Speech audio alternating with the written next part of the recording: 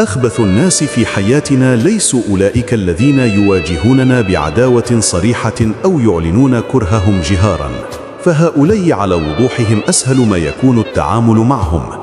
إنما الخطر الأكبر يكمن في أولئك الذين يتقنون التمثيل، يلبسون قناع الود ويظهرون بمظهر الأصدقاء، بينما في أعماق قلوبهم تشتعل نار الغل وتتكسر سهام الغدر استعداداً للطعن في أقرب فرصة.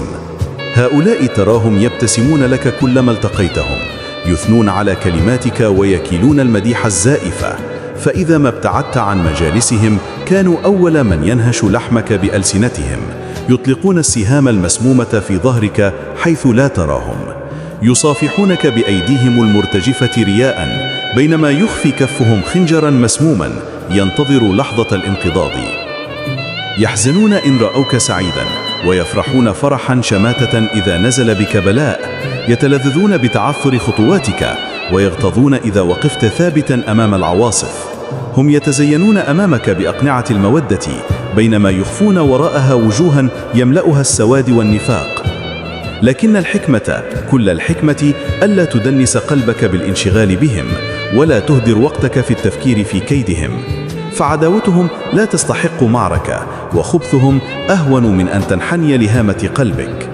امضي في طريقك مستقيما نقي السريرة، فكلما ارتفعت وسموت ضاق صدر الحاقدين حتى يختنقوا بغيظهم.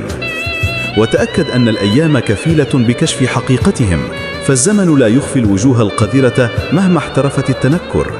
سيأتي يوم، وربما أقرب مما يتصورون، تنفضح فيه أقنعتهم أمام الناس، وتظهر حقيقتهم على الملأ كوصمة لا يمحوها أي تبرير.